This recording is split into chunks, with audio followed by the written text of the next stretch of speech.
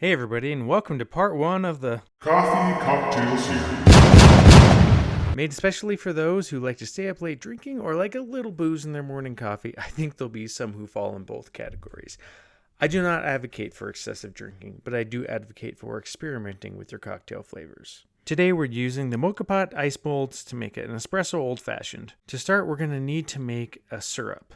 I could have used the simple syrup I already had made, but it felt right to do something a little bit different that would pair better with coffee. So I took a half a cup of packed brown sugar, a quarter cup of water, and about half an ounce of bourbon.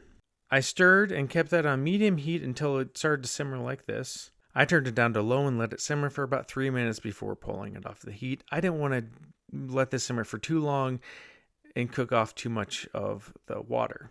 Once that cooled, I took 1/2 ounce of that along with 2 ounces of bourbon and 4 dashes of Angostura bitters. Poured that over my ice cube of coffee and stirred in the glass. Visually, it just needed a little something extra, so I did a twist of orange peel as well. The ice cubes came out a little horrifying and the drink itself was a little daunting, but I thought it turned out really great.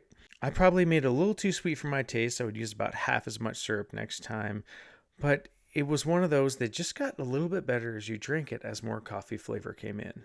It might have been because I was mixing caffeine and alcohol, or maybe because I hadn't had a proper cocktail in about 2 weeks, but this one definitely packed a punch. One is definitely enough. And this reminded me how a good cup of Mocha Pot is like a good cocktail. You pair a little bit of bitterness and or acidity with something that's sweet and rich. I'll only be making this again. Cheers, everybody.